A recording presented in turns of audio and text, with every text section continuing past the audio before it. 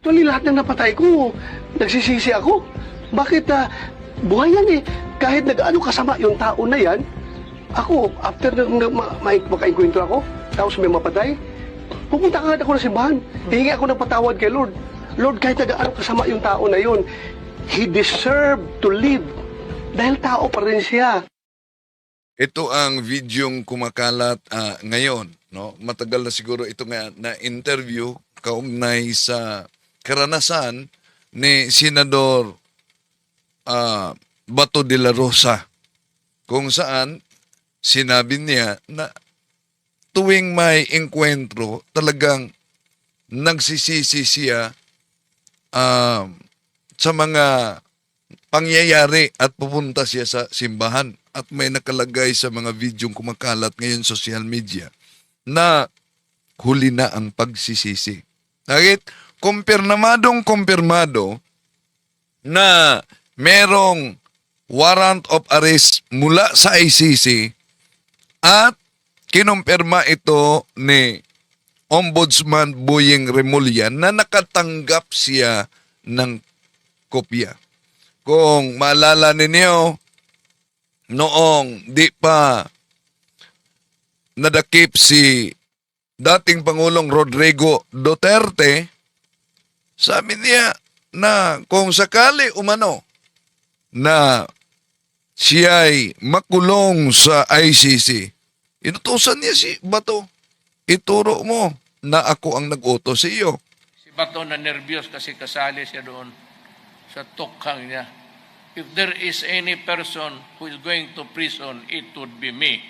Eh sabi ko kay Bato, wag kang mag-ano, keep quiet there and just, ako, turo mo ako, si Duterte ang nag-utos. Okay, may katanungan tayo diyan. Pwede yun sagutin sa YouTube, no? Na para sa inyo, nitong pagputok sa warrant of arrest mula sa International Criminal Court para kay Senador Bato at susunod daw umano si Senador Bongo. Dapat ba siyang susuko para harapin ang naturang reklamo o dapat ba siyang magtago? Dahil kung maalala ninyo, sinabi nito na sinabi talaga nito na handa siyang susuko. At kahit pa si Trillanes pa ang magpusa sa kanya. Pero sa bandang huli, may pahayag siya sa press conference. Gagamitin daw niya ang kaniyang koneksyon para magtago. Nang nga ba talaga? So, kaugnay nito, ito ang naunang pahayag na isa publiko ni Ombudsman Boying Remulla na may warrant o arrest si Bato. Pero I have it on good authority. Oo. Kasi public interest ano to. Tama. Program to that the ICC has issued a warrant against Senator Bato de la Rosa. I'm just guided by the Holy Spirit. Yan mo! Sige ka lang, ngak dyan ng ICC. Sige! Go ahead! Eh, sumama ka pa. Mag-serve ng warrant. Sumama ka. Ikaw mismo magpusa sa akin. Ito yung sagot niya sa press conference ng sinabi ni Trillanes din sa kanyang press conference na may lalabas na umano na warrant of arrest. Kaya nagsagawa din ng press conference si Bato. Sabi niya sige ka lang ngak sa warrant of arrest o go ahead Trillanes. Kahit ikaw pa ang magpusa sa akin. I live my faith to God. Ano sabihin ni Lord? Na hanggang dyan ka lang, makukulong ka na, wala akong magawa. Yun yung nakalap ko na impormasyon na si Bato de la Rosa, siguro within the next few months, may issue siya na warrant. And then, hopefully sabay or probably just a little later si Bongo. So, alam mo, Kung sakali matuloy yan, magkakasama-sama sila doon. May common area eh. Oo, talaga. May pwede sila magkwentuhan eh. Pwede sila magkwentuhan. I think built for 30 individuals yata yung detention center eh. So 6 lang yung occupied eh. Pagka ano, so pwede nga sila magluto. Palagi ko paglulutuin nila si Bato yan eh kasi Oh, magaling magluto. May vlog si Senador Bato, magaling siya luto, no? So, may payo si Senador Lacson. Kanina, inabangan talaga ng mga media si Senador Bato, pero no show sa Senate hearing. At ito ang payo ni Senador Lacson. Yeah, unang-una, hindi naman confirm na merong warrant of arrest issued. Ano? I was calling him, I believe, 3 days ago. O, noong nag-press conference si Senador Panfilo Lacson, hindi confirm na may warrant of arrest. Pero kanina pa lang, inilabas sa inuulat na sa media na kinumpirma talaga ni Ombudsman Boyeng Remulla na nakatanggap siya ng kopya sa warrant of arrest.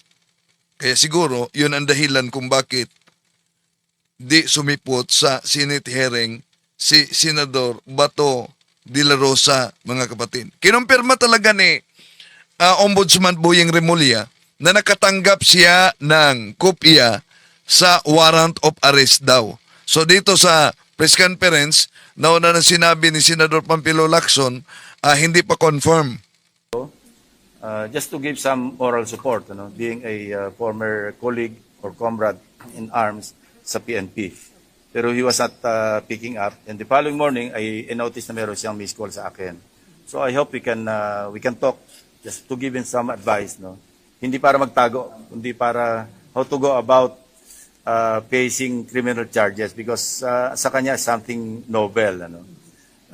Kasi yung ibang mga kaso ng senador, including myself, dito lang, local courts. But this time around, this is more challenging for him kasi international criminal court. Marami sanang how to go about yung pagharap niya. Kasi I think he knows it naman eh. Kasi galing naman sa PNP. But yung my own personal experience or experiences, gusto ko ibahagi sa kanya. Para lang, not for anything, but within the bounds of the law and rules ng International Criminal Court. Hindi pa naman siya nakadecide kung magtatago eh. Kung mag-decide siya magtago, tuturuan ko siya kung paano magtago. The joke lang. Anyway, that's on the law enforcement authorities to look for him. It's his choice. Ang problema niya, kasi in my case, kasi local courts, applicable yung Tulyaw versus Miranda. And in essence, sinasabi doon, even if the respondent is not under jurisdiction, legal jurisdiction of the courts, pwede pa rin mag-file ng mga pleadings. In this case, it won't apply. So, hindi under. So, yung kanyang warrant of arrest will stay. Probably, pwedeng ma-archive, but nandun yun. In my case, while I was on the lam, nakapag-file ako ng mga pleadings, which led to the dismissal of the case that I was facing at the time. Pero sir, hindi nila pwedeng i-apply yung ginawa doon sa kay dating Pangulong Duterte? I don't know. That's for the executive department to contend. At alam niyo ba, sabi ni Attorney Yusek Claire Castro, na posible may warrant of arrest din sa ICC si Senador Bungo. Pakinggan muna natin itong pahayag ni Attorney Claire Castro. Mayroon bang warrant of arrest? At si Senator Bato lang kaya? Well, sabi, mukhang si Senator Bato lang. Pero parang, may hinintay ba para kay Senator Bongo? Well, kung makikinig tayo kay Senator Trillanes, mukhang meron nag-aabang kay Senator Bongo. Pero kung meron man, kailan? Diba? Magsasabay kaya? Mas mauuna ba yung kay Senator Bato? Kasi meron ng nagsabi. Pero, sabi ng ICC spokes, Wala pa daw.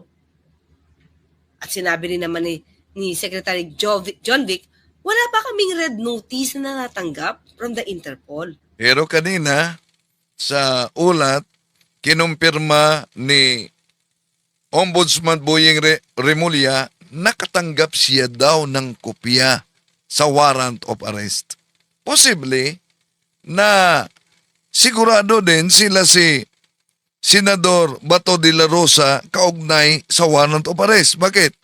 Di siya sumipot sa Senate hearing kanina. So walang confirmation. Pero ito din nadinig natin si Kaufman, sabi wala. Parang gano'n, nadinig ko sa inyo siya ata Kaufman wala. Pero pakinggan natin. Pakinggan natin itong si nakangiti kasi itong si Attorney Conti Sige, pakinggan natin. You can neither confirm nor deny kasi yung ICC hindi pa rin niya kinukumpirma. May komplikasyon din kasi yan na baka yung dokumento. So kung ayon kay Attorney Conte di pa kinumpirma, ngayon kinumpirma ni Ombudsman Boying Remulla, nakatanggap siya ng kopya. Ay, hindi pa for public consumption.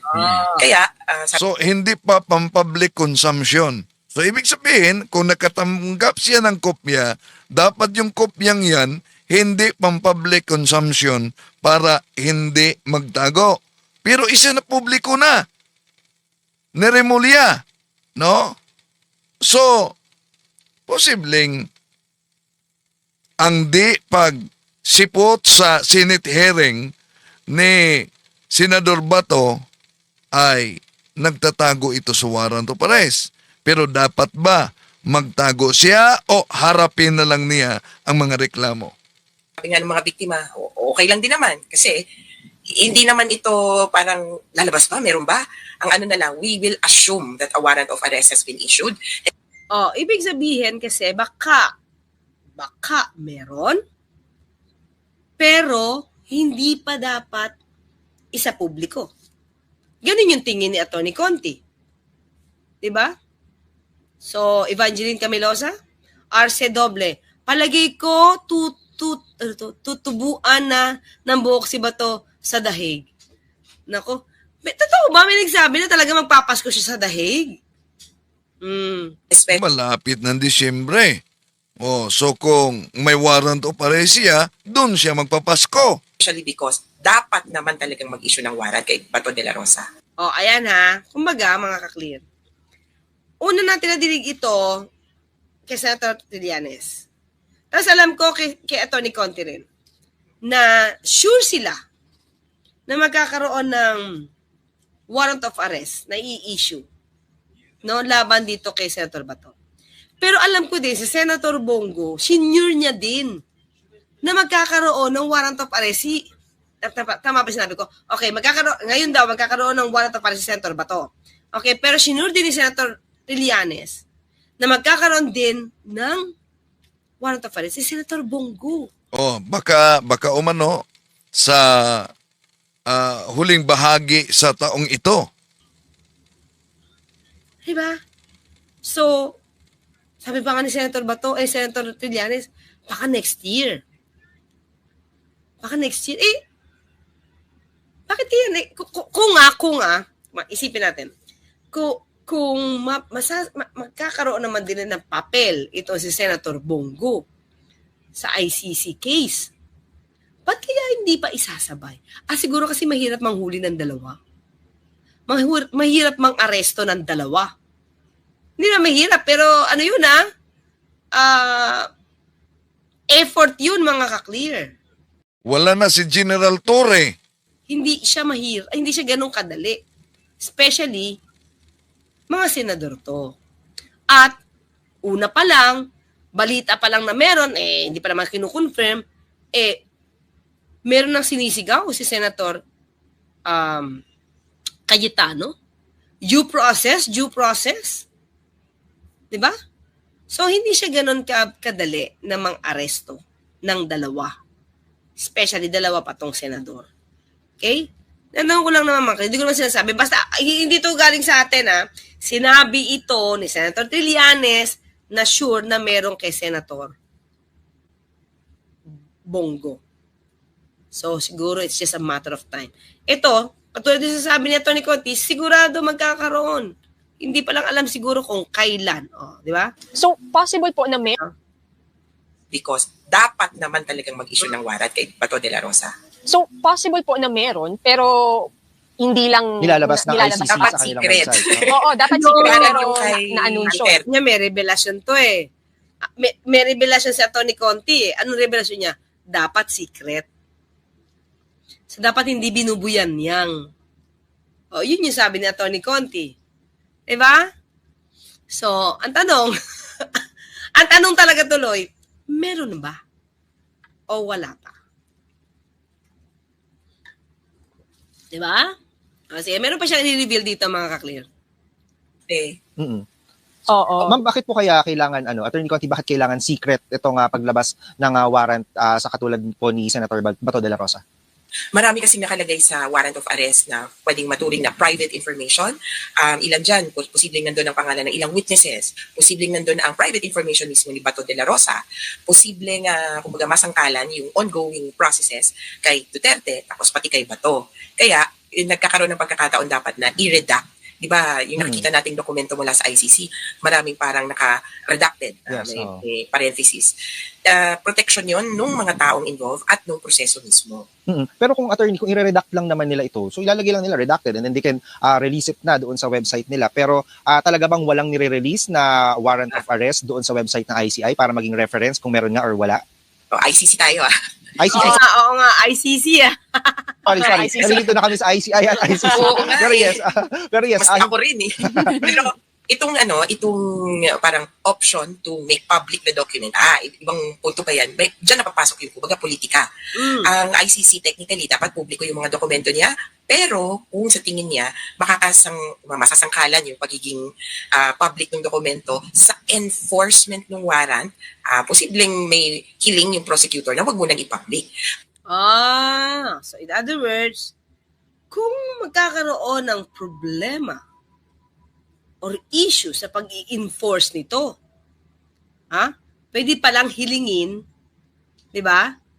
Attorney, sa'yo na lang kami maniniwala pag confirm na yung warrant of arrest. Di ba to? Pagka tumawag na mystery caller mo. Sige. Thank you, Jingle. Thank you, Jingle. Di ba? Ibig sabihin, mga ka-clear, pag sinabi ng prosecutor, teka lang, mahihirapan sila mag-enforce niyan.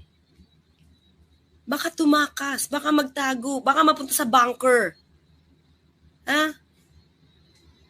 So, dapat hindi niyo muna to i-reveal. Diba? So, wag niyo muna i-reveal. Wag itong isa publiko. Yan ang dating, From Mazatian, Mexico. Uy, talaga? Taga-Mexico ka ba, Edgar Dungo? Meron ba panauna ng pag-reveal pero kailangan hindi muna kasi dapat hindi sa publiko dahil baka makatakas at makompromise yung pag-enforce? Ito yung nakikita natin na revelasyon ni Atty. Conti.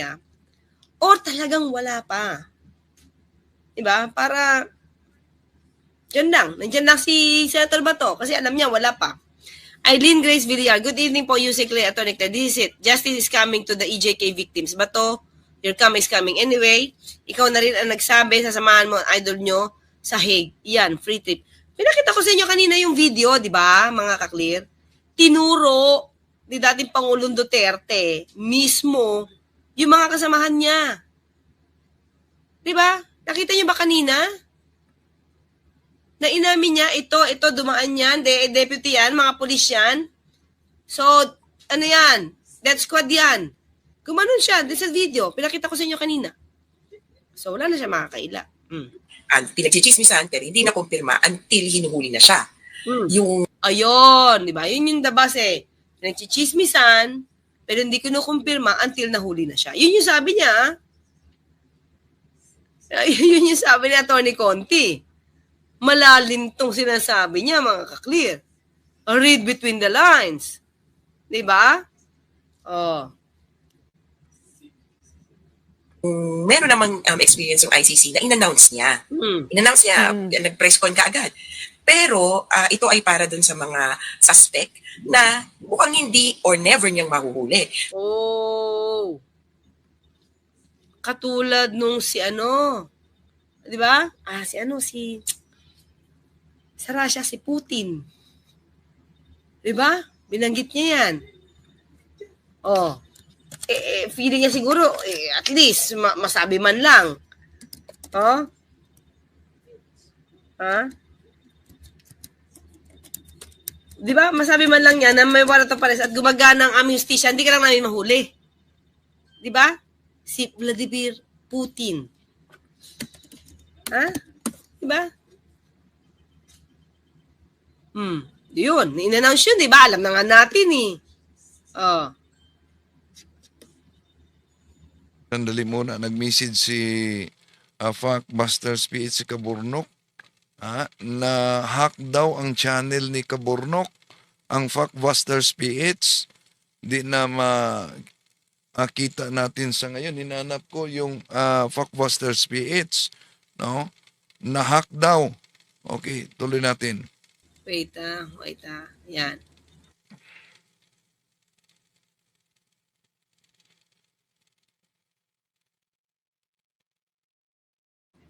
Okay, sige, tuloy tayo. Presidente ng Russia, presidente o prime minister ng Israel. Yun, di ba? Nabanggit niya na. Itong si Netanyahu at si Putin, in-announce na lang ng warrant of arrest kasi baka akala ng ICC or iniisip ng ICC, hindi na natin mahuhuli to. So dalawang taktika yan. Public, pero hindi mo mahuhuli. Or secret, pero mahuhuli mo. Oh, di ba? Talaga sa Tony Conti, nire-reveal mo ang lahat, Di ba? Public, na hindi mo mahuhuli. O secret, pero mahuhuli mo. Hay, nako, Winifred. Hello po, Tony. Sana mapadala na yan para wish granted niya na masamahan niya si Tatay Digong niya at di malungkot. Hanapin ko nga yung mga clip. Di ba pati si Senator Bongo, nawang-awa siya.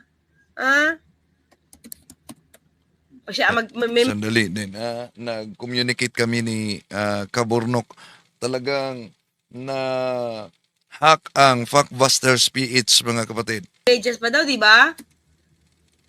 Teka lang, hanapin ko. Alam ko, sabi niya siya magbabasa, siya magme-medyas sa Tatay Digong niya Good. Si Banat Boy. Ako si Banat Boy. Good day, Tony Claire, watching from Dubai. Bagong subscriber mo po. Bago lang. Thank you, Banat Boy. Walang napuyat kahapon kasi walang video walang live stream kahapon si Banat Boy. Walang napuyat. Naghintay na lang ng sa hampas ng hangin. Diba? Nasaan na ba? Wait lang. Alam ko umiiyak-iyak to. Gusto niya mag-medyas siya sa bringing home pa, Wait lang na. Saan ba yan? Saan niyo ba yun? Tiyata. Ito. Sana ito. Pakita ko ng mga clear. Sabi naman ni Senator Trillanes, magkakawaran to. Tingnan natin. Nasaan na ba? Wait. Yan. Wait.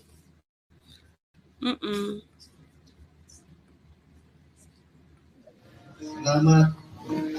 At dito sa Luzon, alam ko nahuhuli lahat Dasal po tayo. Please lang, yan lang po ang pakiusap ko sa inyo. Pagka, sana, huwag siya pabayaan ng Panginoon. Ako po ay natatakot sa kanyang kalagayan.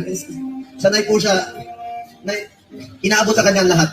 Damit, pagkain, itong medisina po.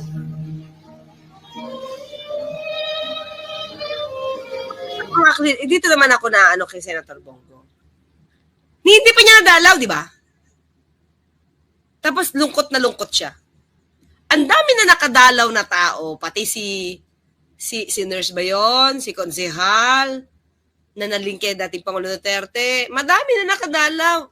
Ikaw, sa kasi Senator Bato, hindi pa. 13, 14, 15, 1, 2, 3. Ito, Lyrica, 6, 7, 8, 9, 10, 11, 12, 13, 14, 15, 16, 17, 18, 19, 20, 21, 22, 23, 24, 25, 26, 27. 27 na gamot. Sino mag-aabot sa kanya? Meron siya, totoo yung... Ikaw na. Mga clear, okay na siya, di ba? Okay nang siya. Kasi nakakaawa. Meron siyang oxygen concentrator. Dahil dun sa Buerger's disease niya na 8 years old, kukulong Sa Banyaga. Nako, 80 years old, ikukulong nyo pa. Pero yung mga teenager, mga ka-clear, pinapatay. Saan ka pa? Diba? Tinan nyo sila, hindi nila iniisip yung naging kalagayan nyo namatay, nung napatay, yung pinatay. Kung sa bagay, sabi J. Martins, oo, kung sa bagay na sana si, ano to? Kung sumabay na sana si Bato at sumuko na dati pa, di sana pwede siyang mabigyan ng interim release. Kaso hinintay pa niyan lumabas ang warrant. Ayan tuloy. Ay, pwede nga, no, to show good faith. Pwede. Di sabi niya, to hell with them. May video, mga ka-clear, sinabi niya, to hell with them. Yun yung sinabi niya sa ICC. Diba? So ngayon, ang tanong, mga ka-clear, totoo ba? Totoo ba na may warrant of arrest? Ang dami kasi itong nire-reveal ni Atty. Conti Daming nire-reveal ni Atty. Conti Kaya tingin ko, it's the latter para kay Bato de la Rosa. Well, it's the latter. O, di ba? Secret na mahuhuli. Ulitin natin para makita niyo. Okay. Kaakala ng ICC or iniisip ng ICC, hindi na natin mahuhuli to. So, dalawang taktika yan. Public, pero hindi mo mahuhuli. Or secret, pero mahuhuli mo. Oh. At? Kaya tingin ko, it's the latter para kay Bato de la Rosa. Di ba? Magandang ngiti niya So, in-announce na ni Ombudsman Remulla. So, may basis negative kaya, effect. may negative effect. May negative effect kaya yun, At may basis po ba yung statement ni Ombudsman Remulla about Possible ba na nagkamali ang isang ombudsman sa ganitong impormasyon? Well, to be fair to the ombudsman, may sources yan. Dati ang DOJ secretary. At career, rather, hindi pala career, kundi matagal na politiko. Hindi siya nasa career service, kundi politiko elected official. Kaya maraming mga galamay, maraming mga tenga yan on the ground. Kaya posible talagang meron siyang nakausap. Yun naman ang sinabi niya May nagsabi sa kanya. Hindi kumbaga nabasa niya yung warrant. Posibleng alam niya, posibleng totoo yun. Pero kung bakit niya sinabi ahead of time, yan ang hindi ko alam. Ang ano ko lang, sa totoo, hindi naman sorpresa to kay Bato de la Rosa. At the fact that, kumbaga, dati pa lang, ugong-ugong na yan. Pero the fact that Duterte was arrested, alam niya nang pila siya. Next in line na siya. Kaya, nag-abang kami ng mga statements niya. Fortunately, fortunately, kung pagbabatayan natin yung statement ni Bato mismo, siya mismo, hindi daw siya manlalaban, hindi daw siya magre-resist ng arrest, at kumbaga, he will submit himself voluntarily kung dumating na ang warrant. Uy, pero mga kaklira, iba-iba na statement si Senator Bato Yung una sabi niya, ready siya. Ready siya. Tapos sumunod sinabi niya na I will run. Okay. So, dito lang muna, dahil papasok tayo sa punto por punto, mga kapatid. Ating tutukan din ito kung si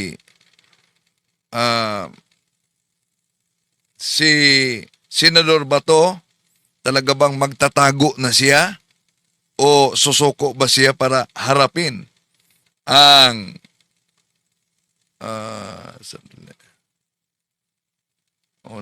nawarningan ako ni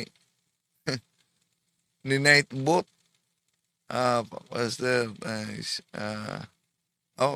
Warning ba ito? Don't forget to share. Hindi pala. Okay.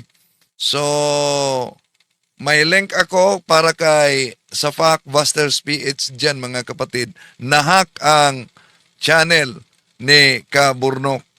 Hope na ma-recover, pero grabe talaga, pinag-aralan talaga kung paano i-hack, aagawin o nanakawin itong channel ni Kaburnok. Nawala na ang Factbusters na 69,000 subscribers. So, pasok muna tayo sa punto por punto. Jando, at ipaalam natin dito na wala ang channel ni Kaburnok na hack. So, may isang channel siya nasa YouTube. May lumabas umano na parang virus. Habang nag-upload siya, yung 69,000 followers, no? 69,000 followers. More than 69. May lumabas na parang virus. Ang ginawa ni Kabornok, kiniklik niya close. Nang na-close niya, agad-agad naagaw ang kanyang channel. Di na natin makita ngayon. Pero meron pang reserved channel na more than 2,000 subscribers. Mga kapatid, naniyahan ko kayo mag-subscribe sa kay Kabornok, no? Kaya mag-ingat kung may mga ganon, no? Ganon na mga lumalabas dahil pinag-aralan tayo talaga kung paano tayo ma-take down, paano tayo maagaw, mahak nitong mga nasa paligid natin. So, tulungan natin si Kabornok sa bagong channel niya. Mga kapatid, may link ako dyan sa Facebook page at sa aking YouTube channel comment section. Ang inaniyahan ko kayo na magsuporta kay Kabornok. Ngayon, ang tatalakayin natin yung request ni Bro Angel na video kaugnay sa isang born again na ang mga larawan ng mga santo daw ay ang resulta sa mga dinobyo at bagyo. Dahilan. Okay, ito na.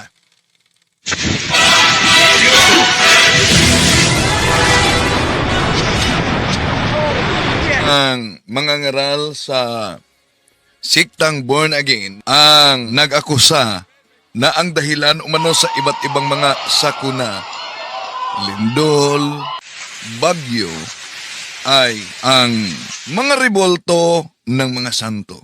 Kaya nanawagan siya. Meron ka pa rin diyang ribulto sa bahay nyo na sinasamba. Ito na ang panahon para itapon mo ito, kapatid. Itapon daw umano ang mga rebolto. Tanong, di ba niya alam na kahit sa Saudi Arabia, kahit sa Dubai, sila din ay nakaranas ng bagyo. Kahit disyerto. Iwala naman silang mga imahe. Karamihan nila mga Muslim, di ba? Pero sasagutin natin itong very anti-Catholic dahil alam nyo naman na ang kasinungalingan pag ito'y palaging inulit-ulit magmukha talagang parang katotohanan, lalo na sa ating mga kapatid kulang ang kalaman. Sinabi niya, Di natutuwa ang Diyos sa ribulto. Depende kung anong ori ng rebulto. Yung Diyos-Diyosan, bawal yan.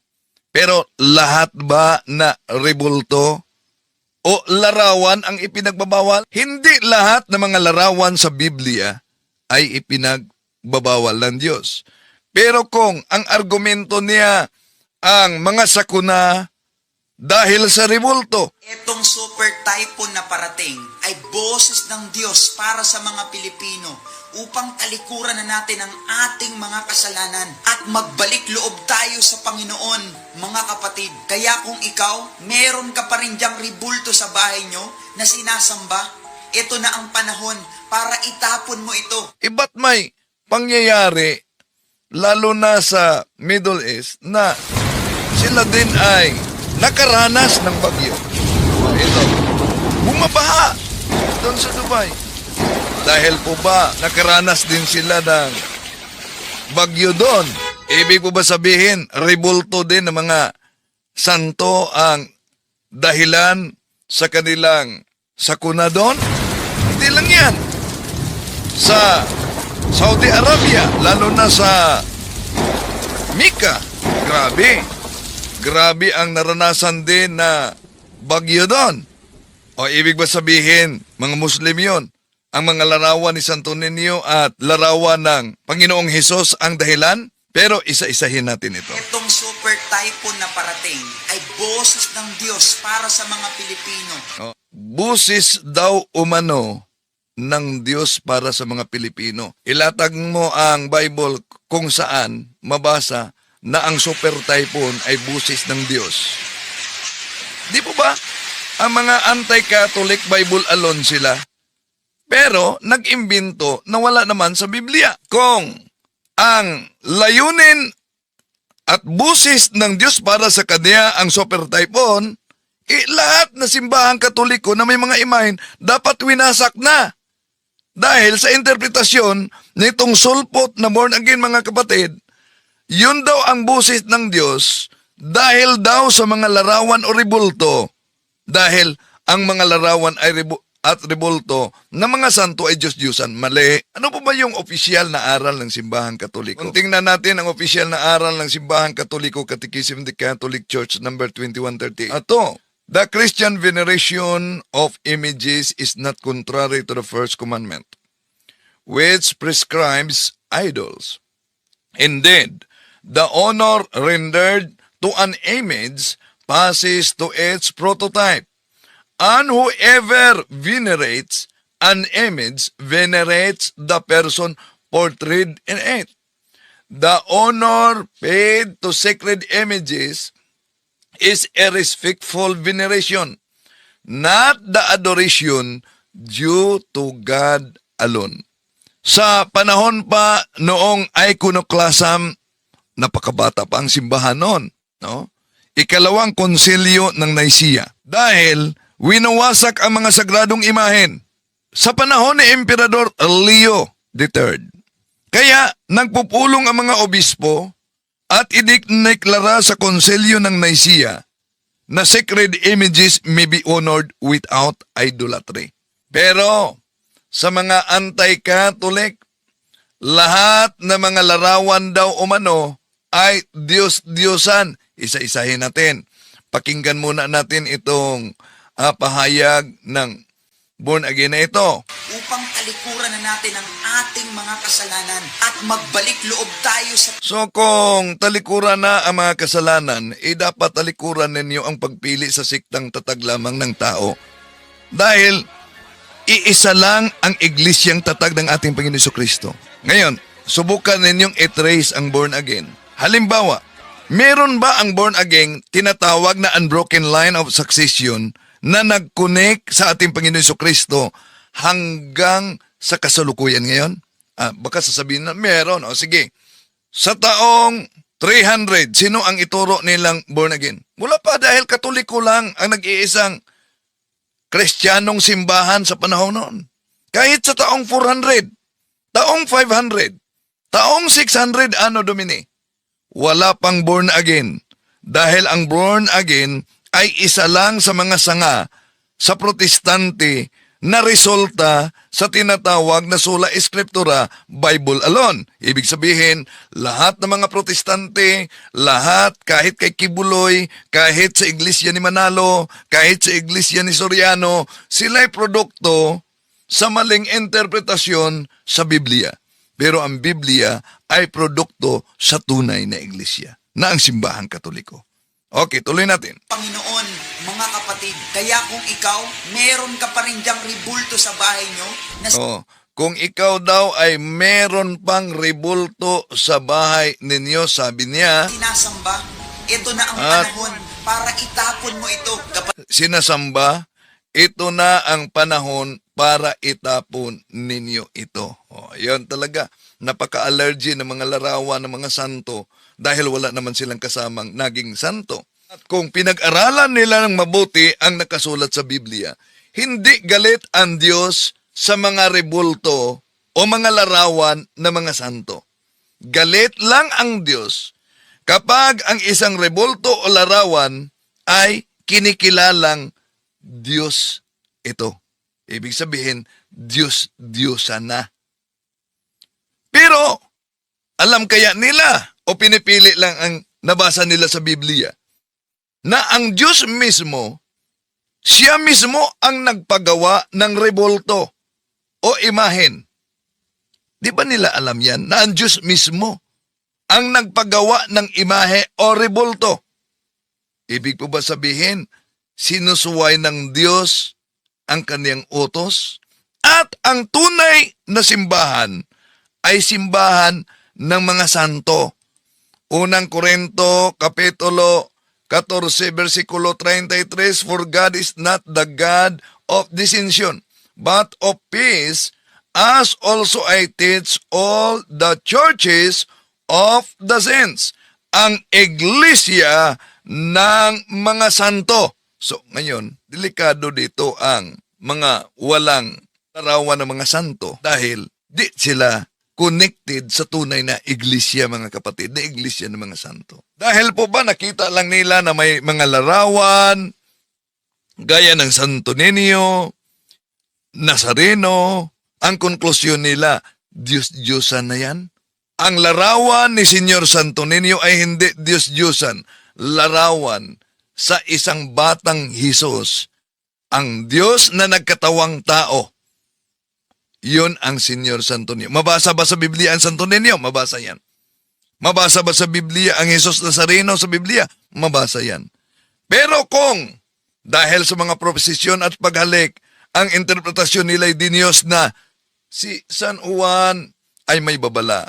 Sa Juan Kapitulo 7, versikulo 24, huwag kayong humatol batay sa nakikita, kundi humatol kayo ayon sa nararapat. Ang problema, nitong mga anti-Catholic, humahatol sila batay sa mga nakita. Pero di yan ikapagtataka. Bakit?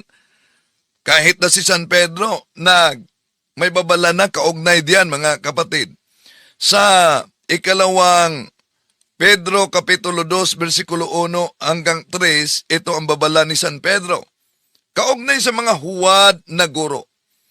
Noong una, may mga huwad na propetang lumitaw sa Israel.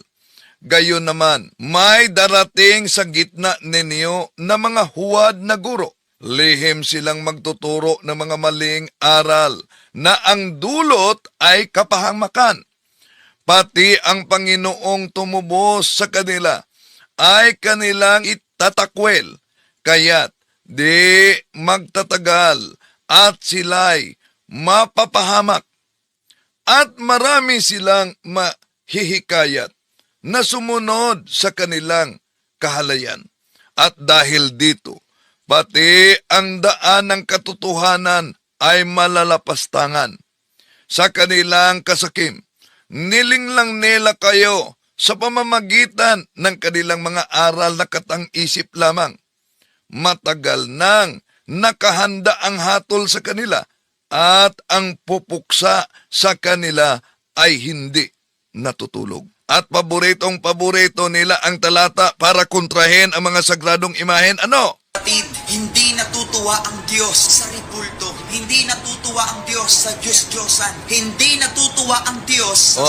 Hindi natutuwa ang Diyos sa ribulto, hindi natutuwa ang Diyos sa Diyos-Diyosan. Mga larawan ng mga santo ang kaniyang ipinakita. Kung ang mga larawan sa mga santo, Diyos-Diyosan, di ba nasa Biblia, huwag kang magsinungaling. So dapat ipakita, asan na aral ng simbahang katoliko na si Santa Maria ay tinatawag na Diyos? Si San Pedro ay tinatawag na Diyos. Si San Pablo ay tinatawag na Diyos. Sila'y mga taong naging banal, hindi mga taong naging Diyos. Ang layo, di po ba? Okay, tuloy natin. Sumasamba sa ribulto. Kung mababasa natin sa Bible na matatagpuan sa Exodus chapter 20, verse 3 to 5, sabi dito, huwag kang sasamba sa ibang Diyos maliban sa akin. Huwag kang gagawa ng imahen ng anumang nilalang na nasa langit, nasa lupa o nasa tubig upang sambahin.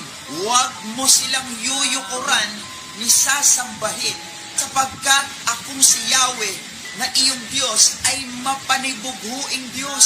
Kapatid, paboritong-paborito talaga ng mga anti-Catholic. Itong Exodo Kapitulo 20, versikulo 3 hanggang 5 na binasa niya. Pero alam kaya niya ang konteksto sa naturang talata? Dahil malinaw diyan, mga kapatid, kung tingnan niyo, silipin niyo ang Biblia na The Living Bible sa Exodo Kapitulo 20, versikulo 3 hanggang 5. Malinaw ang ipinagbabawal diyan, hindi larawan ng mga santo. Binanggit yan, mga Diyos-Diyosan, tulad sa buwan, bituin, araw.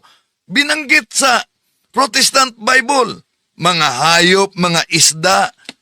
Baka di nila nabasa yan. Yung mga Diyos-Diyosan na mga larawan, yon ang ipinagbabawal. Kaya, ayon sa Biblia mismo, dapat alam mo kung ano ang ipinagbabawal, ano ang marumi, ano ang malinis. Ito ang mabasa sa Levitico Kapitulo 10, versikulo 10. Dapat ninyong malaman kung alin ang sagrado o hindi, at kung alin ang malinis o marumi. Yun ang problema ng iba't sikta. Lahat para sa kanila, walang sagrado. Puro na lang Diyos-Diyosan. Pero malinaw naman, Deuteronomio 5:8 na meron talagang mga larawan na mga Diyos-Diyosan na ipinagbabawal. Sino yon? Lalaki at babae pa, Deuteronomio Kapitulo 4, versikulo 16. Pero pinangalanan sa Biblia. Unang Hari, Kapitulo 18, versikulo 19. Sino yung mga babae at mga Diyos-Diyosan nila ni Baal? Ang dami yan na sinasamba bilang Diyos. Nasa mga Hukom Kapitulo 16, versikulo 23 pa. Mga Diyos-Diyosan na binanggit yan. Ano pa? Na mga lalaki at babae. Nasa unang mga hari, Kapitulo 11, versikulo 33. Ito na mga Diyos-Diyosan. Ginawa ko ito sapagkat tinalikuran ako at naglingkod siya kay Astarte, ang Diyos ng mga Sidonyo. Kay Simos, ang Diyos ng Edom, at kay Mulok, ang Diyos ng mga Amonita. Hindi siya namuhay ng ayon sa kalooban ko. Hindi niya ginawa ang gusto ko, at hindi niya sinunod ang aking mga utos at mga tuntunin. Hindi nga niya sinundan ang halimbawa ni David. Yun ang mga Diyos-Diyosan na binanggit sa Biblia. Ngayon, kung tingnan natin ang definition sa Protestant scholar, Bible scholar, kaugnay sa idol. Harper's Bible Dictionary, malinaw mga kapatid, page 567. All idols are images, but not all religious images are idols. Napakalinaw dito pa lang. Supalpal na ang maling interpretasyon nito mga anti-Catholic. Tuloy muna natin. Wanag na sinasabi sa Bible na hindi talaga siya natutuwa sa anumang ginagawang imahen para sambahin. Hindi natutuwa, kapatid, ang Diyos sa ribulto. Kaya kapatid, Hindi natutuwa ang Diyos sa ribulto, kapatid, kung ang ribultong yan ay Diyos-Diyosan. Bakit? Kung lahat ng mga ribulto ay Diyos-Diyosan, ang tanong, bakit ang Diyos mismo ay nag-utos na gagawa ng imahe o ribulto ng kirubin? Baka di nila alam yan. Exodo Kapitulo 25, versikulo 17-22. Ituloy natin sa 18. Lalagyan mo ng 2 kirubing ginto ang 2 dulo nito. Tig isa sa magkabilang dulo. Ihihinang ang mga kirubin upang ito at ang luklukan ng awa ay magiging iisang piraso. Gawin mong magkaharap ang 2 kirubin sa parihong nakatungo at nakabuka ang mga pakpak sa nilulukuban ang luklukan ng awa. Ilalagay mo ito sa ibabaw ng kaban sa kinalalagyan ng 2 tapyas na bato ng kautosang ibibigay ko sa iyo. Doon tayo magtagpo sa luklukan ng awa sa pagitan ng 2 kirubin. Doon ko ibibigay sa iyo ang kautusan ko sa mga Israelita. So saan daw makipagtagpo ang Diyos kay Moises? Doon, between sa dalawang imahe o kerubin, larawan ng mga kerubin. Ngayon, bakit kailangan na magawa ng larawan ng mga kerubin para ang Diyos doon makipagtagpo kung bawal ang lahat na uri ng mga larawan? Ang palusot ng mga anti-Catholic, alam niyo, si Moises lang ang inutusan niyan. Dahil si Moises ang inutusan, bakit kayong mga Katoliko nakisali? Aba! Di po ba si Moises lang din ang sinabihan sa Exodo Kapitulo 20, versikulo 3 hanggang 5? Ibalik natin sa kanila ang argumento, bakit kayo sumali? Ang sabi nila, yun lang ang utos ng Diyos, dalawa. Wala na siyang iba pang inutosan. Pero tingnan natin ang Exodo Kapitulo 26, versikulo 1. Para sa tabernakulo, gumawa ka ng 10 pirasong tila na yari sa tilang lino na ihinabi lamang sa kulay asol at kulay pula. Ito'y dapat burdahan ng larawan ng kerubin. Utos talaga ng Diyos mula pa sa lumang tipan magawa ng larawan. Hindi sa Diyos-Diyusan, kundi larawan sa mga kerubin. Tanong, ito po bang mga larawan ng mga santo ay kinikilala ba natin at sinasamba natin bilang Diyos? Ayon sa opisyal na aral ng Simbahang Katoliko na ang pamagat, Our Catholic Faith, ni Monsignor Moro, ito po sa pahina 220. We do not worship the saints. We only honor them as the special friends and servants of God. We adore God alone. Di ba napakalinaw sa aral ng Simbahang Katoliko pagkatapos batay lang sa nakita at maling akala nito mga anti-Catholic, ikinakalat na niyang chismis, kayo mga Katoliko, ang daming mga Diyos ninyo, may mga santo, mga Diyos-Diyusan. Pero ano ba ang opisyal na aral ng Simbahang Katoliko? Catechism of the Catholic Church numero 152. The Church never ceases to proclaim her faith in one only God, Father, Son, and Holy Spirit. Di ba napakalinaw mga kapatid? Opisyal yan na aral ng Simbahang Katoliko. Ba't di nila kinuha at sinilip ano ba talaga ang opisyal na aral ng Simbahang Katoliko? Ba't mas naniwala sila sa sarili nilang kasinungalingan? Napakalinaw ang Catechism of the Catholic Church 152. Ano daw? Ang pananampalatayang Katoliko, we worship one God. At ano pa? Faith, one only God. Yan ang tunay na pananampalataya ng Simbahang Katoliko at talagang salungat sa mga ikinakalat nitong mga anti-Catholic. Hindi lang yan mga kapatid. Kung lahat ng mga larawan ay ipinagbabawal ng Diyos, tanong, ba't Diyos mismo nag-utos na gagawa ng tansong ahas? Sa mga bilang, Kapitulo 21, versikulo 7 hanggang 9, Diyos mismo ang nag-utos kay Moises. At ang bayan ay naparoon kay Moises at nagsabi, kami ay nagkasala sapagkat kami ay nagsalita laban sa Panginoon at laban sa iyo. Idalangin mo sa Panginoon na kaniyang alisin sa amin ang mga ahas at idinalangin ni Moises ang bayan. Sa talatang ito mga kapatid, mapansin ninyo, butata na ang mga anti-Catholic na ayaw ng intersesyon, yung paglapit sa mga banal. Bakit? Di po ba sa bilang Kapitulo 21, versikulo 7, ang mga Israelita lumapit kay Moises, nakiusap, idalangin mo kami sa Panginoon. Kung may protestante at born again noon, baka sasabihin ng Moises, wag na sila dapat lalapit sa iyo. Dumirekta na lang sila sa Diyos. Pero dito mga kapatid, napakalinaw na ang mga Israelita lumapit kay Moises. Nakiusap, idalangin mo kami sa Panginoon.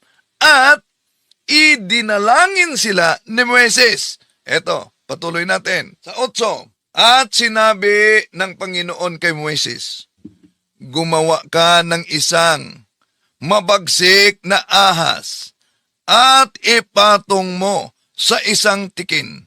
At mangyayari na bawat taong makagat ay mabubuhay pag tumingin doon. At si Moises ay gumawa ng isang ahas na tanso at ipinatong sa isang tikin. At nangyari na pag may nakagat ng ahas ay nabubuhay pagtingin sa ahas na tanso.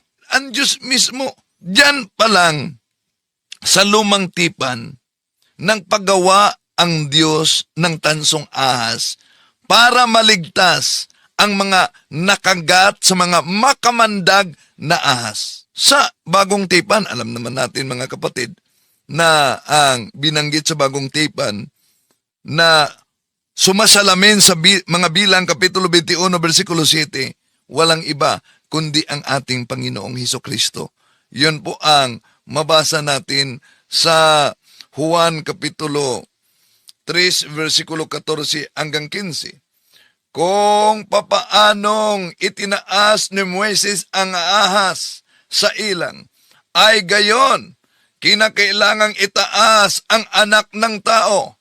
Ito ay upang sino mang sumasampalataya sa kanya ay hindi mapapahamak kundi magkaroon ng buhay na walang hanggan. Dito pa lang, makita ninyo na ikinumpara ng ating Panginoong Hesus sa San Juan Kapitulo 3, versikulo 14 hanggang 15, ang kanyang sarili sa tansong ahas, kung paano umanong itinaas ni Moises ang tansong ahas doon sa ilang. Ganon din ang anak ng tao, upang sino mang sumasampalataya sa kanya ay magkaroon ng buhay na walang hanggan. Sa bagong tipan, may basa tayo mga kapatid, na larawan mismo ng ating Panginoon Jesucristo na ipinako sa cross at itinaas ni San Pablo. Asan yan? Protestant pa nasalin. The Living Bible. O foolish Galatians, what magician has hypnotized you and cast an evil spell upon you? For you used to say the meaning of Jesus Christ's death as clearly as though I have waved a placard before you with a picture on it of Christ dying on the cross. Napakalinaw, Protestant na salin, I have waved a placard before you with a picture on it of Christ, kasama ang larawan ni Kristo na namatay sa cross. Ngayon, sasabihin ng mga anti-Catholic, mga born-again o mga sulpot na sikta, bakit may larawan ng mga santo kayong mga Katoliko? Di po ba utos ng Diyos? Kay Moises, anghel, kerubin, sa Exodo Kapitulo 25, 17, 22. Bakit kayong mga Katoliko may mga larawan ng mga santo o ng mga kapatid?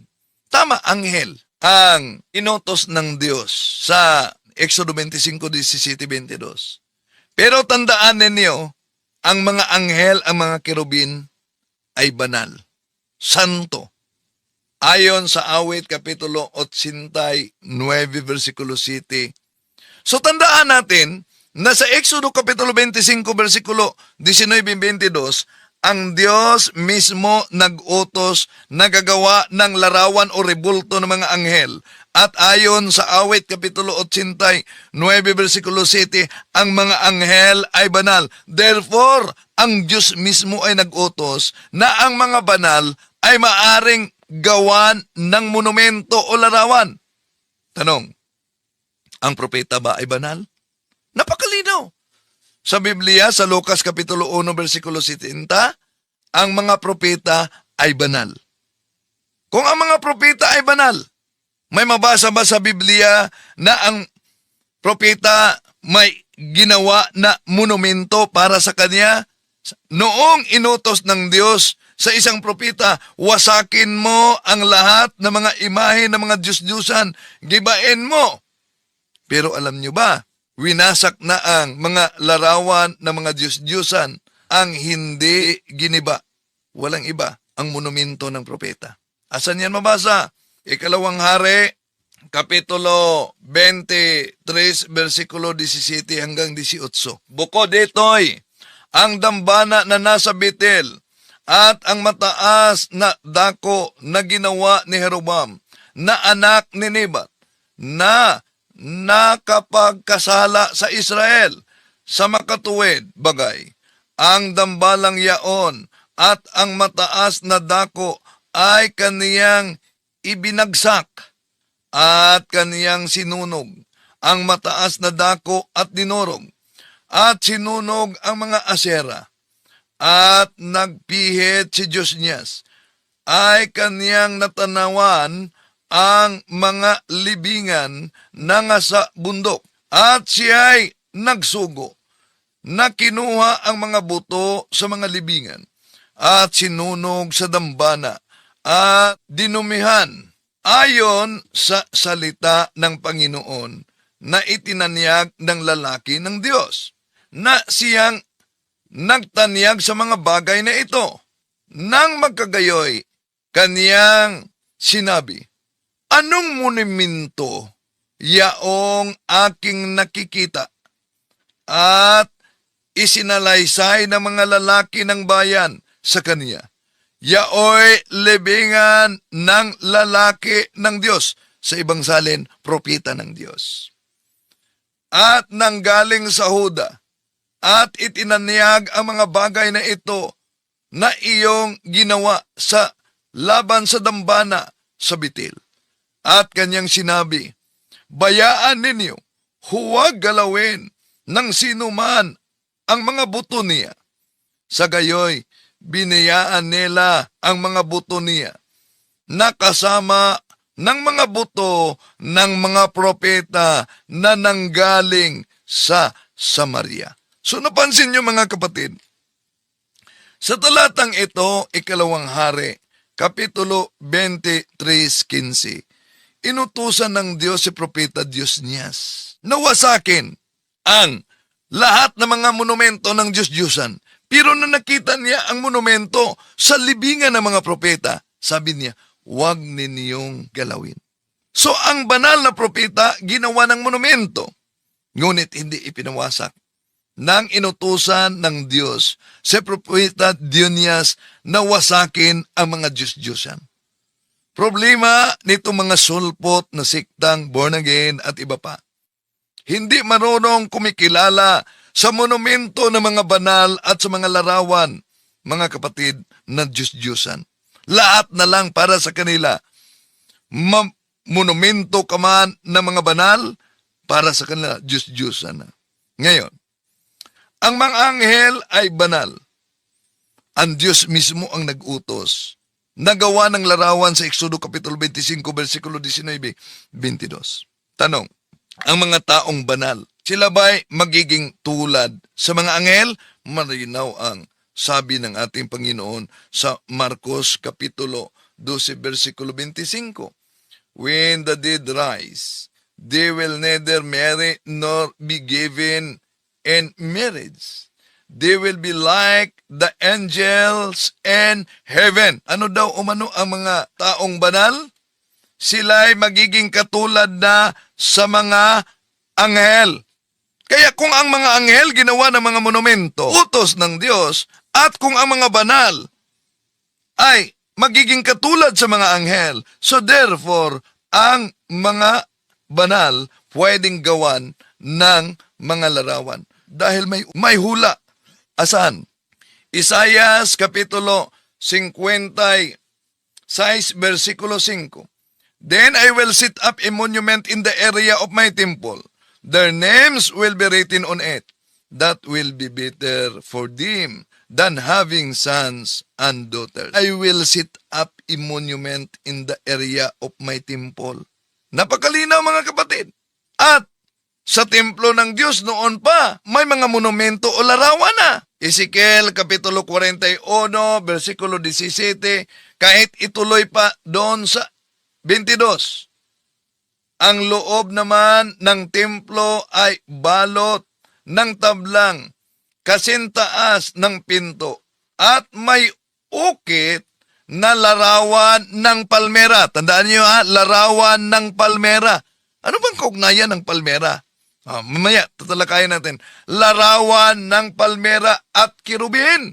Salitan ang larawan ng palmera at kirubin. Bawat kirubin ay may dalawang muka. Isa ay muka ng tao. Muka naman ng leon ang isa. Ang mga ito'y nagkatalikod at parihong nakatingin sa puno ng palmera. Ganito ang larawang nakaukit sa lahat ng dingding ng templo. Mula pa sa lumang tipan, ang templo ng Diyos ay may mga nakaukit na larawan. Ngayon, kung nasa sikta kayo na allergic ng larawan ng mga santo, walang imahe. Ibig sabihin mga kapatid, hindi yan templo ng Diyos, kundi yon ay budiga ng piking pananampalataya. Maliban sa larawan ng kirubin, may larawan ng palmera. Ano po ba ang simbolo ng palmera? Ayon sa Awit Kapitulo 92, versikulo 12, ang palmera ay naglalarawan pala sa mga banal. So kaya nga, sa mabasa natin, larawan ng kirubin, mga kirubin, larawan ng mga palmera. Bakit may larawan ng palmera? Dahil sa Awit Kapitulo 92, versikulo 12, ang mga palmera ay naglalarawan ito ng mga banal. Ngayon, kung gagamitin natin ang Protestant na salin, ano mabasa sa Isaiah chapter 19 verse 19? And that day, there will be an altar to the Lord in the heart of Egypt. And there will be a monument to the Lord on its border. May hula. 19. May altar. Yung ibang mga sikta, walang altar. Stage ang kanila. Diba? Monument of the Lord. Wala silang monumento. Ngayon, kung ang mga santo ay iginalang natin, niluwalhati natin, mga kapatid. Ang tanong, galit ba ang Diyos kung ang mga santo ay niluwalhati natin? Hindi, dahil ang Diyos mismo ay naluwalhati sa pamamagitan ng mga banal. Juan 17:17, ang lahat ng akin ay sa iyo, at ang lahat ng sa iyo ay sa akin, at naluwalhati ako sa pamamagitan nila. Ang Panginoong Hesus mismo nagsabi, naluwalhati ako sa pamamagitan nila. Kaya, may mabasa ba tayo na ang Panginoon ay maluwalhati sa pamamagitan ng kaniyang mga santo? Ay, meron. Ito, 2 Thessalonians chapter 1 verse 10. On that day, the Lord will be glorified in His saints. Paano ngayon? Ang mga walang santo. Ang mga allergic na mga santo. On that day, the Lord will be glorified in His saints. Kaya mga mahalang kapatid, yung banat nila na, hindi, kayong mga Katoliko, lalo na yung Santo Niño, Dinios Niño, wala yan sa Biblia. Alang naman, ang salitang Santo Niño, hinanap nila sa Cebuano o Tagalog. Ang Santo Niño, hindi yan wikang Pilipino. Kung naghanap kayo ng Santo Niño, di hanapin ninyo yan sa Espanyol na wika. Di banat na banat, kulang naman ang kaalaman. Ang Santo Niño, mga kapatid, ay isang larawan sa batang Hesus. Na kung tingnan natin ang Lucas Kapitulo 1, versikulo 35, Tagalog, ito ang mabasa natin. At sumagot ang anghel sa kanya, bababa sa iyo ang Espiritu Santo at lililiman ka ng kapangyarihan ng kataas-taasan. Kaya't ang batang banal ay tatawaging anak ng Diyos. Ano ang mabasa? Batang banal.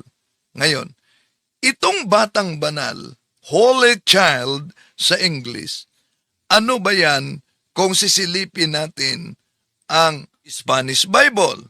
Lucas Kapitulo 1, versikulo 35.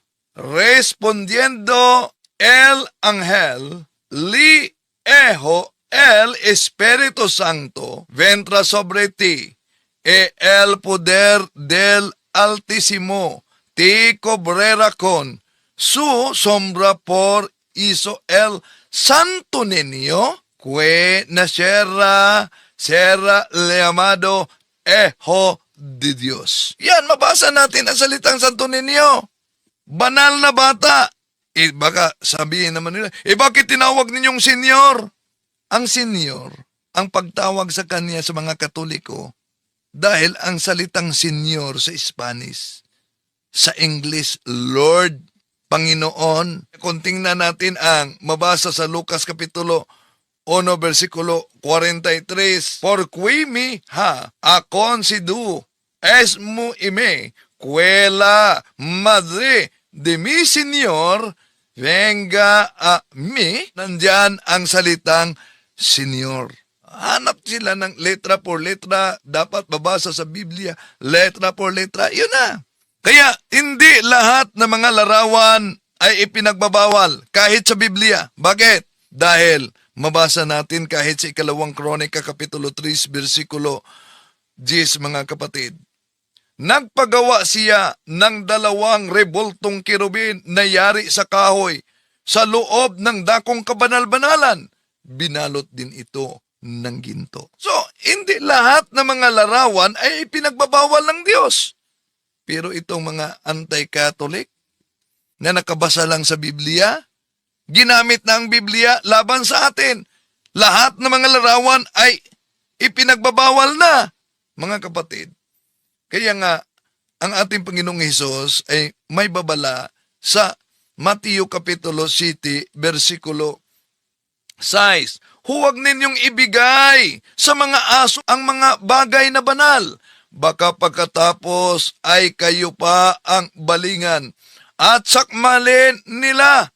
Huwag ninyong ihagis sa mga baboy ang inyong mga perlas, sapagkat rakan lamang nila ang mga iyon. Sa aklat na Roman Catholicism by Loren Bittner, malinaw ang nakasulat.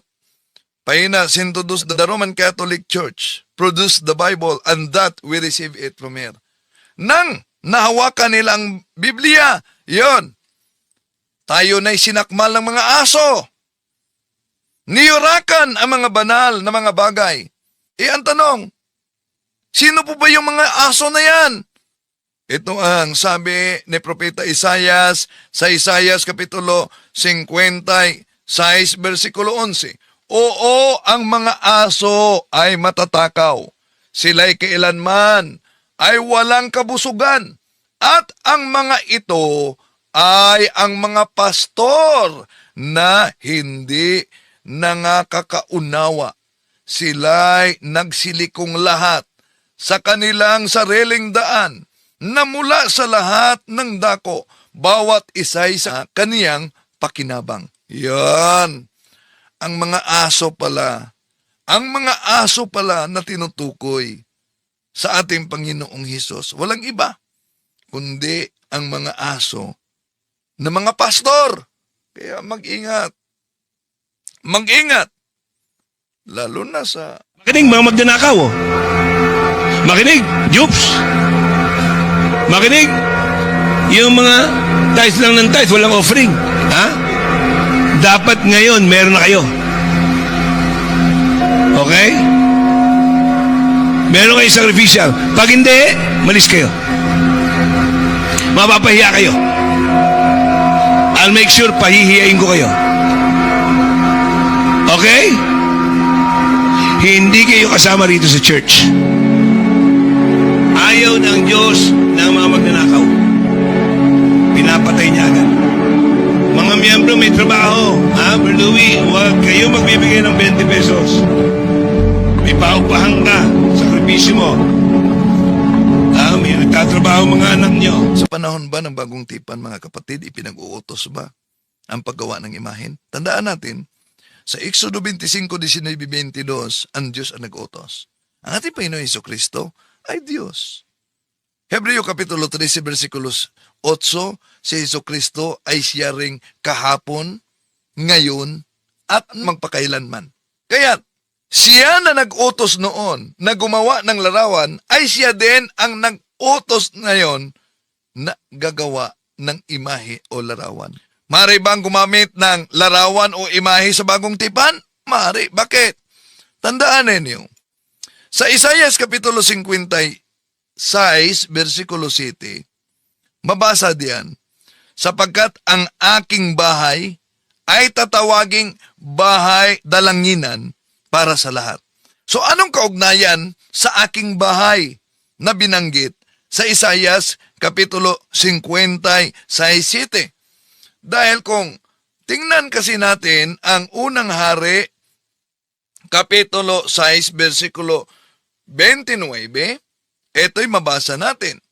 At kanyang inukitan ang lahat na panig ng bahay sa palibot ng mga ukit na larawan ng mga kirubin at ng mga puno ng palma.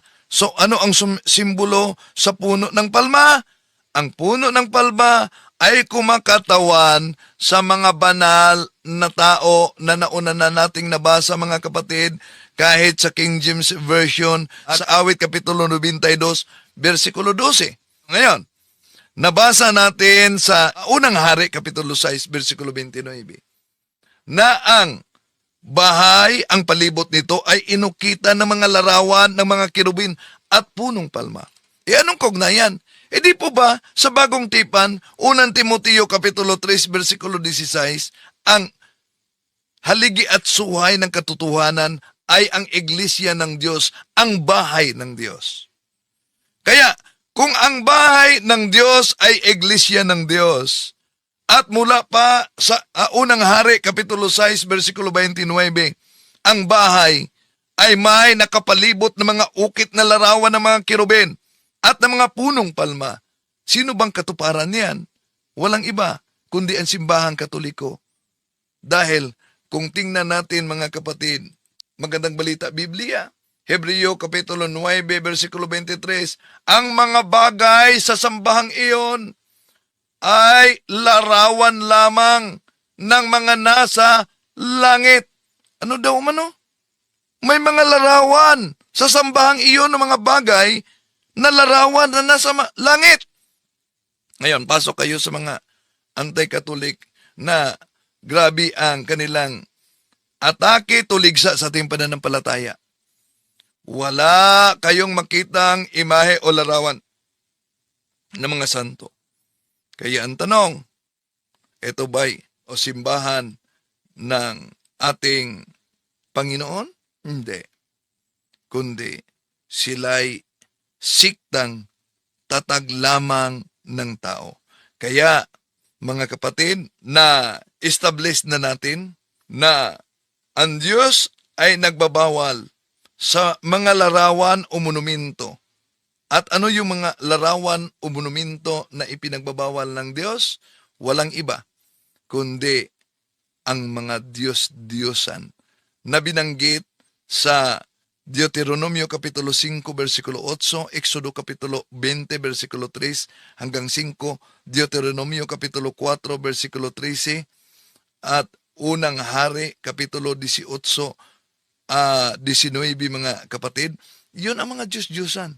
Pero, ayon sa Levitico Kapitulo 10, versikulo 10, dapat ninyong malaman kung alin ang sagrado o alin ang hindi.